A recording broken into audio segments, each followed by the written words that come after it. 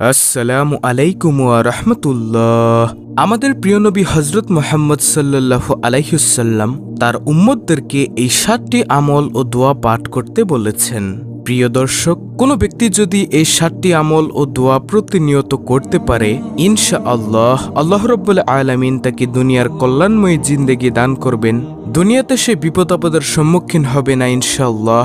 ধন সম্পদের প্রয়োজন পড়লে আল্লাহ রাব্বুল আলামিন কোনো না কোনো উসিলায় সাথে সাথেই তাকে তার ব্যবস্থা করে দিবেন ইনশাআল্লাহ। এছাড়াও যদি ঋণে জর্জরিত থাকে, মনের আশা পূর্ণ না হয়, এই আমল করলে ইনশাআল্লাহ আল্লাহ তাআলা সেগুলো মিটিয়ে দিবেন। তাই প্রিয় দর্শক, আমি মনে করি প্রতিটি মুমিন মুসলমানের জন্য আজকের ভিডিওটি খুবই গুরুত্বপূর্ণ। তাহলে চলুন সম্পূর্ণ আমল ও দোয়ার আলোচনাটি শুরু করা যাক।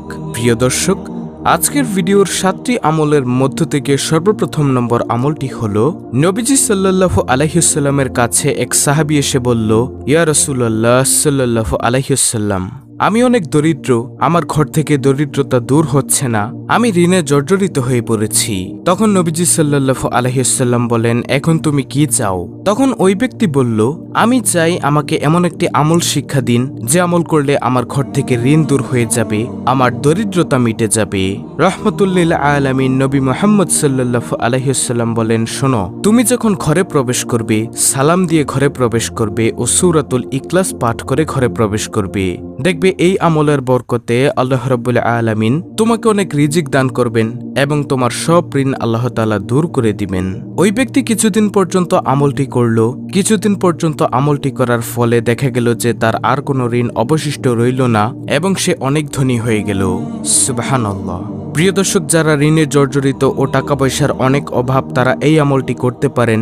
যেহেতু এটি একটি প্রসিদ্ধ আমল, সেই আমলটি করবেন। যখনই ঘরে প্রবেশ করবেন, সালাম দিয়ে ঘরে প্রবেশ করবেন ও সূরাতুল ইখলাস পাঠ করে ঘরে প্রবেশ করবেন। দেখবেন আল্লাহ রাব্বুল আলামিন আপনার ঘর থেকে দরিদ্রতা দূর করে দিবে ইনশাআল্লাহ। যে ব্যক্তি ঋণে জর্জরিত সে ব্যক্তি বুঝে যে ঋণের কত জ্বালা। যে ব্যক্তি দরিদ্রতায় আছে সে ব্যক্তি বুঝে দরিদ্রতার কত জ্বালা। তাই আমরা অবশ্যই এই আমলটি করার চেষ্টা করব ইনশাআল্লাহ, যদি আমাদের এই কষ্টগুলো দূর করতে চাই। তারপরে প্রিয় দর্শক, ৭টি আমলের মধ্য থেকে দ্বিতীয় নম্বর আমলটি হলো, নবী সাল্লাল্লাহু আলাইহি ওয়াসাল্লাম বলেন, ও উম্মত, তোমরা দুনিয়ার কল্যাণ চাও, আখিরাতের কল্যাণ চাও ও জাহান্নামের আগুন থেকে পানাহ চাও। নবীজি সাল্লাল্লাহু আলাইহি ওয়াসাল্লাম কিভাবে বলতেন? নবীজি এই দোয়া করার জন্য এইভাবে বলতেন। নবীজি বলতেন, রব্বানা আতিনা ফিদ দুনিয়া হাসানাতাও ওয়া ফিল আখিরাতি হাসানাতাও ওয়া কিনা আযাবান নার। প্রিয় দর্শক, এটার মাধ্যমে আপনি কি চেয়েছেন আল্লাহর কাছে আপনি কি জানেন? এর অর্থ হলো, হে আল্লাহ, আপনি আমাকে দুনিয়ার কল্যাণ, আখিরাতের কল্যাণ ও পরকালে জাহান্নামের আগুন থেকে বাঁচিয়ে দিয়েন। সুবহানাল্লাহ। আপনি এটা আল্লাহ রাব্বুল আলামিনের কাছে চেয়েছেন।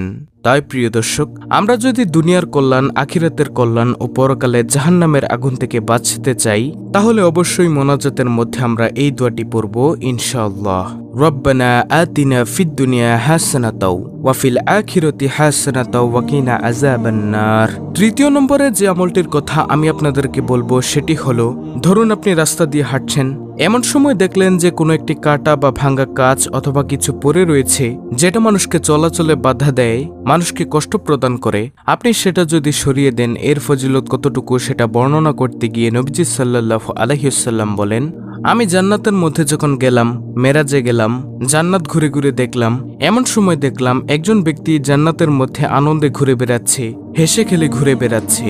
আমি জিব্রাইল আলাইহিস সালামকে জিজ্ঞাসা করলাম, ও জিব্রাইল, এই ব্যক্তি কি এমন আমল করেছে যে আমলের কারণে আল্লাহ তাকে এমন মর্যাদা দিয়েছেন?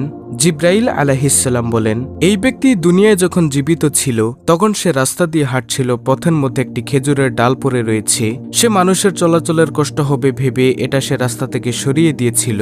আর দয়াময় রহমান প্রভু আল্লাহর কাছে এই আমলটা এতটা পছন্দ হয়েছে যে এই আমলের কারণে আল্লাহ রাব্বুল আলামিন এই ব্যক্তিকে জান্নাতে দিয়ে দিয়েছেন। সুবহানাল্লাহ। তাই নবীজি সাল্লাল্লাহু আলাইহি ওয়াসাল্লাম মেরাজ থেকে এসে এই আমলের কথা বলেছেন। তাহলে প্রিয় দর্শক, আপনি যখন কোনো কষ্টদায়ক বস্তু দেখবেন রাস্তার মধ্যে পড়ে রয়েছে, একটি ইটের টুকরা হোক, সেটা মানুষের চলাচলের কষ্ট হবে এমন কিছু দেখলেও সেটা আপনি সরিয়ে দিন। ইনশাআল্লাহ আল্লাহ তাআলা যদি চায়, এই আমলের বরকতে আপনাকে জান্নাত দান করে দিলেও দিতে পারেন। কারণ আপনার কোন দিনের আমল আল্লাহ তাআলা কবুল করে নেবেন সেটা কেউই বলতে পারবে না। তাই আমরা তৃতীয় নম্বরে যে আমলটি বলেছি এই আমলটি করার চেষ্টা করব ইনশাআল্লাহ। তারপরে 7টি আমলের মধ্য থেকে চতুর্থ নম্বর আমলটি হলো এটি একটি দোয়া। এটি একটি পবিত্র কোরআনুল কারীমের আয়াত। এটি হলো একটি ইস্তেগফার।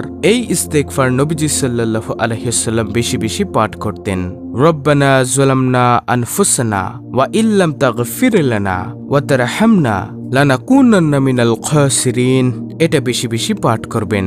হযরত আদম আলাইহিসসালাম ও আম্মাজান হাওয়া আলাইহিসসালাম যখন জান্নাতি ফল খেয়ে ভুল করে বসেন, তখন আল্লাহ তাদেরকে এই দুনিয়ার জমিনে পাঠিয়ে দিয়েছিলেন জান্নাত থেকে।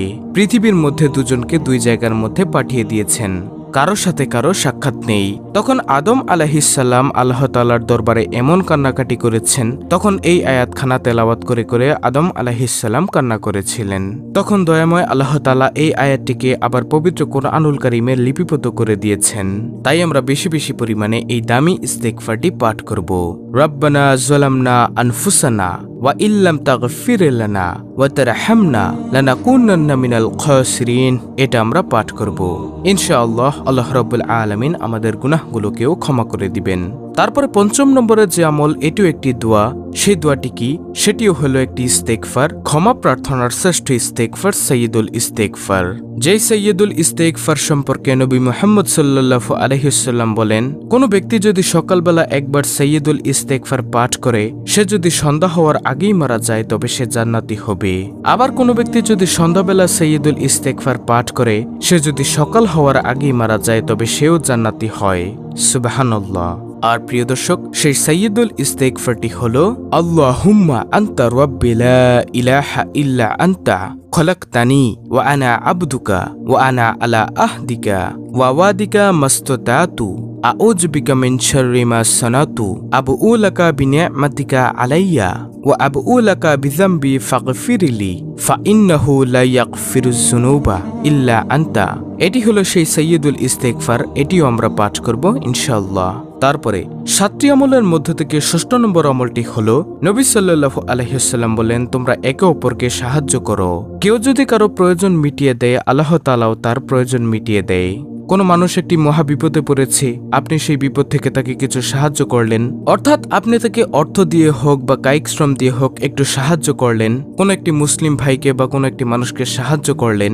এই সাহায্য করার কারণে আল্লাহ রাব্বুল আলামিনও আপনাকে আপনি বিপদে পড়লে গায়েবীভাবে কোনো না কোনোভাবে সাহায্য করবেন ইনশাআল্লাহ। আপনি দুনিয়াতে হোক বা পরকালে হোক, এটার প্রতিদান আল্লাহ তাআলা আপনাকে দিয়ে দিবেন।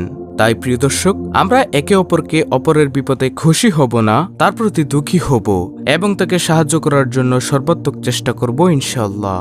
তারপরে সর্বশেষ 7ম নম্বর আমলটি হলো লা ইলাহা ইল্লাল্লাহু ওয়াহদাহু লা শারীকা লাহু লাহুল মুলকু ওয়া লাহুল হামদু ওয়া হুয়া আলা কুল্লি শাইইন কাদির। এটা বেশি বেশি পাঠ করার জন্য চেষ্টা করবেন ইনশাআল্লাহ। এটা পাঠ করলে আল্লাহ রাব্বুল আলামিন আপনাকে অনেক বেশি ভালোবাসবেন। আল্লাহর পক্ষ থেকে অনবরত রহমত শুধু আপনার অন্তরের মধ্যে আসতেই থাকবে ইনশাআল্লাহ। দর্শক, ভিডিওতে যে 7টি আমল আমি আপনাদেরকে বলে দিয়েছি, সেগুলো প্রতিনিয়ত আমল করার চেষ্টা করবেন। দুনিয়াতে আপনি এর ফল পান না পান, পরকালে ইনশাআল্লাহ অবশ্যই পাবেন, শুধু আপনার বিশ্বাসের উপর নির্ভর করে। অত্যন্ত গুরুত্বপূর্ণ একটি ভিডিওটি ভালো লাগলে অবশ্যই চ্যানেলটিকে সাবস্ক্রাইব করে পাশে থাকা বেল বাটন অল বাজিয়ে দিবেন। ভিডিওটিতে একটি লাইক দিবেন এবং কমেন্টে আমিন লিখবেন এবং অন্য মুসলিম ভাই বোনদের কাছে ভিডিওটি শেয়ার করে দিবেন, যেন তারাও দেখে শিখে আজকের ভিডিওতে বলা এই আমলগুলো করতে পারে। আল্লাহ রাব্বুল আলামিন আমাদের সকলকে নবীজি সাল্লাল্লাহু আলাইহি ওয়াসাল্লামের সুন্নতের অনুসরণ করার তৌফিক দান করুন। আমিন।